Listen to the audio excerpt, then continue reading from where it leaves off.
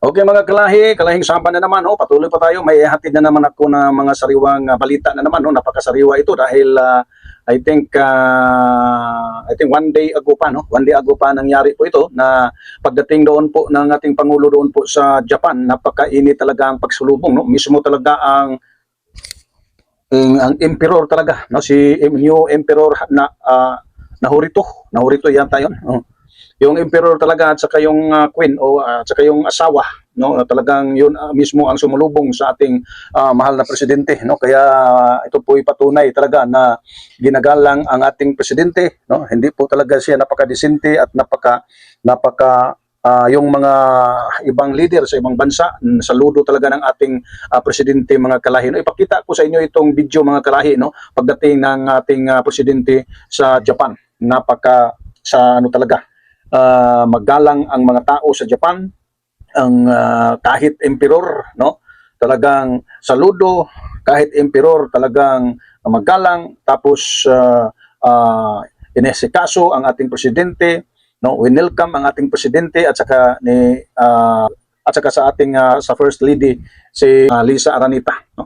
Kaya mga kalahi, dito po natin mapatunayan talaga na ang klaseng tao ng ating mahal na presidente, ito po'y karapat-dapat igalang, ang taga-ibang bansa talaga na taas ang kanilang pagsaludo o kanilang pagkikilala ni PBBM. Panoorin ninyo itong video mga kalahi.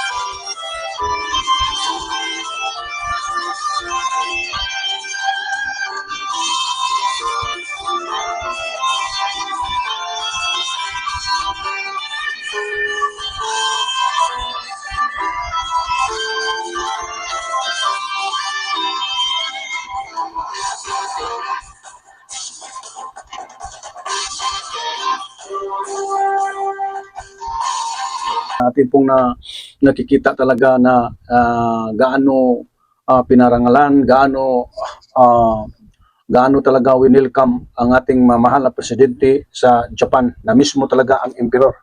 Kaya nga mapatanong po tayo kung ganito nga ang emperor ng Japan sumalubong, ganito siya gumagalang ng presidente ng Pilipinas, how much more tayong mga Pilipino, dapat proud po tayo dahil siya po ang representative, ama ng Pilipinas, ama ng ating bansa na pumunta sa ibang bansa. Dapat matuto na po tayo, kayong mga naghahangad, kayong mga ang pag-iisip ay nasa loyal ng politiko, kaya mapaisip po talaga tayo at kailangan po na matuto po tayong rumespeto katulad sa mga Japanese. Kung ang emperor ng Japan ay talagang iginagalang niya ang mahal na presidente, kung ang emperor ng Japan ay sumalubong ng talagang masaya, mainit na pagsalubong, at saka makikita natin ang mataas na respeto doon po sa presidente, how much more kayong mga Pilipino. At dapat kayong mga DDS, kayong mga supporter ng mga isang politiko ay kailangang matuto po kayo, rumespeto sa ating mahal na presidente. Sino ba kayo? Ano bang kayo? Ano bang kalagayan mo? At gaano ka ba kayaman? Gaano ka ba ka-intelihente? Gaano ka ba educated? Gaano ka ba?